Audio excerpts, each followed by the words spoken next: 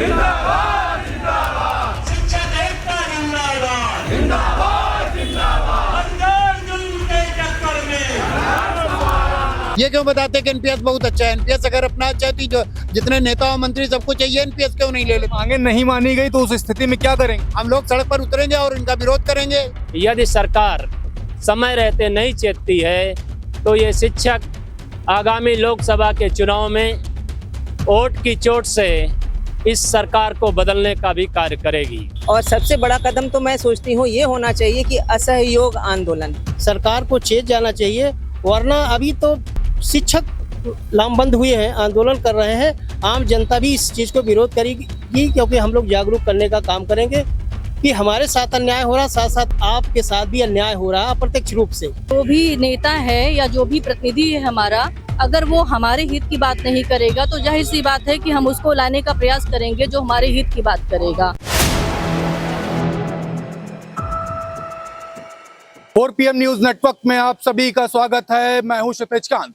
आप यहां पे तस्वीरें देख रहे हैं, यहां पे तमाम शिक्षक यहां बैठे हुए हैं प्रदर्शन पे शिक्षा भवन के अंदर। आपको बता दें, उत्तर प्रदेश माध्यमिक शिक्षा सेवा चयन बोर्ड अधिनियम की धारा 21 और 18 को बहाल कराने के लिए यहाँ पर लगातार प्रदर्शन चल रहा है। पहले भी आपने देखा कई बार प्रदर्शन हुआ, लेकिन सुनवाई के नाम पे क्या कुछ हुआ बात करेंगे और जानेंगे आज जो प्रदर्शन चल रहा है क्या कुछ कहेंगे। हमारे साथ अध्यक्ष जी हैं। अध्यक्ष जी, जो प्रदर्शन कर रहे हैं इस पे क्या कुछ कहेंगे? आज का ये जो शिक्षा भवन में आयोजित कार्यक्रम है, वर्तमान सरकार ने माध्यमिक शिक्षा सेवा आयोग 2023 का गठन किया। इस सेवा आयोग में प्राथमिक से लेकर के हायर एजुकेशन तक सभी शिक्षकों की नियुक्ति का अधिकार निहित है। हम माध्यमिक शिक्षकों की जो सेवा सुरक्षा थी, जो उत्तर प्रदेश माध्यमिक शिक्षा अधिनियम 1982 में धारा 21 और 18 जोड़ी गई थी और जो बहुत संघर्षों के बाद 1998 में वो जोड़ी गई थी, वो शिक्षकों की शिक्षा सेवा सुरक्षा कवच हुआ करती थी, उसको इस सरकार ने हटा दिया है। उस धारा को पुनः शामिल कराने हेतु, उसको बहाल कराने हेतु हम सब शिक्षक गण आज के इस विरोध प्रदर्शन में शामिल हुए हैं। यदि सरकार समय रहते नहीं चेतती है तो ये शिक्षक आगामी लोकसभा के चुनाव में वोट की चोट से इस सरकार को बदलने का भी कार्य करेगी। अभी हम लोग पुरानी पेंशन बहाली के लिए भी आंदोलित हैं। छत्तीसगढ़, राजस्थान, मध्य प्रदेश, पंजाब आदि प्रदेशों में, हिमाचल प्रदेश सहित पुरानी पेंशन की व्यवस्था बहाल की गई है, लेकिन प्रदेश सरकार में जो डबल इंजन की सरकार चल रही है, हमारी पेंशन छीन ली गई है। इनसे ये भी मांग है कि हमको पुरानी पेंशन हूबहू बहाल की जाए, तभी ये शिक्षक आगे की रणनीति तय करेगा और इस आंदोलन को आगे बढ़ाएगा। धन्यवाद। लेकिन लगातार बात तो करती है सरकार की आप लोग के हित में काम हो रहा है, लेकिन अभी तक कोई कार्य हुआ नहीं। लगातार आप लोग प्रदर्शन कर रहे हैं। हाँ, सरकार आश्वासन जरूर दे रही है, लेकिन कोई ठोस जो है उसका उपाय नहीं दे रही है। और समस्या तो इस बात की है कि जिस पेंशन को लोग एनपीएस को अच्छा बताते हैं, वो अपना क्यों नहीं ले लेते हैं? ये क्यों बताते हैं कि एनपीएस बहुत अच्छा है? एनपीएस अगर अपना चाहती जो जितने नेता और मंत्री सबको चाहिए, एनपीएस क्यों नहीं ले लेते? मांगे नहीं मानी गई तो उस स्थिति में क्या करेंगे? हम लोग सड़क पर उतरेंगे और इनका विरोध करेंगे। सड़क पे तो कई बार उतर चुके हैं आप। अरे फिर उतरिए, लोकतंत्र में यही व्यवस्था है और इसके अलावा और हो क्या सकता है? हम लोग आंदोलन करेंगे, इनका विरोध करेंगे, इनकी सरकार बदलने का प्रयास करेंगे। लेकिन आप लोग शिक्षक हैं, आप लोग की ही जो देश बनाने का काम कर रहा है, उन्हीं की मांगे नहीं मानी जाए। देखिए, सरकार बहुत मनमानी कर रही है और इसके लिए उसको दुरुस्त करने के लिए सिवाय विरोध प्रदर्शन के हम कुछ नहीं कर सकते हैं। और सबसे बड़ा कदम तो मैं सोचती हूँ ये होना चाहिए कि असहयोग आंदोलन। जो भी सरकार की नीतियां हैं हम उनको बिल्कुल नहीं मानेंगे, ना ही उससे सहमत होंगे, और ना सहमत होंगे ना उसको मानेंगे, तभी सरकार कुछ चेत सकती है, सुन सकती है, समझ सकती है। बात करें, देश का भविष्य आपके हाथ में थमा दिया गया। जो बच्चे हैं आपसे पढ़ के निकलते, लेकिन समस्याएं जब आप लोग के साथ में ही हो जाती हैं, उस स्थिति में क्या हो? एक्चुअल में ये जो वर्तमान सरकार है, एक तो तानाशाही रवैया है, दूसरे ये जो सरकारी संस्थाएं हैं इसको प्राइवेट करना चाहती है और आम जनता को इस शिक्षा से दूर रखना चाहती है, वो अंधभक्त पैदा करना चाहती है, इसलिए ऐसी रवैया जो है अपना रही है। ये देश और समाज के लिए अच्छा नहीं है, सरकार को चेत जाना चाहिए, वरना अभी तो शिक्षक लामबंद हुए हैं, आंदोलन कर रहे हैं, आम जनता भी इस चीज़ को विरोध करेगी क्योंकि हम लोग जागरूक करने का काम करेंगे कि हमारे साथ अन्याय हो रहा है, साथ साथ आपके साथ भी अन्याय हो रहा है अप्रत्यक्ष रूप से, तो इसको समझ लेना चाहिए।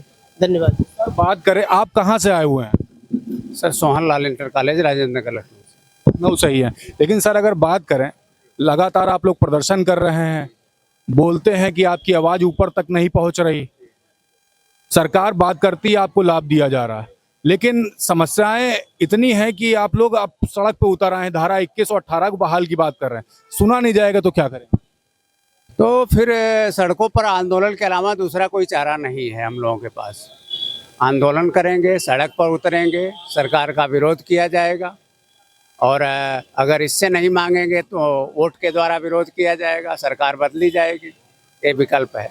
तो इस बार सरकार बदलने का आप लोगों ने प्रण ले लिया? हाँ ले लिए, निश्चित ले लिए। नहीं बातें मानी गई तो सरकार तो बदलना ही पड़ेगा। हम लोग हर डेली यही बात कुछ न कुछ लेके आए दिन हमारे महानिदेशक सूचनाएं निकालते रहते हैं, घर पहुंचे नहीं कि व्हाट्सएप पे आ गई कि कल फिर विद्यालय आना है, कभी किसी न किसी बहाने के। अभी तो आज दे दिया पेपर में कि 1 से 15 सितंबर तक कोई छुट्टी नहीं, यहाँ तक संडे भी नहीं। हम लोग टीचर हैं, शिक्षक हैं कि बधुआ मजदूर हैं। कहाँ से आई मैम? यही है लखनऊ के। देखिए पीछे कुछ महिला टीचर्स और भी बैठी हुई हैं। मैम आपसे बात करेंगे, आपका नाम? मेरा नाम तारा है, मैं महिला विद्यालय से हूँ।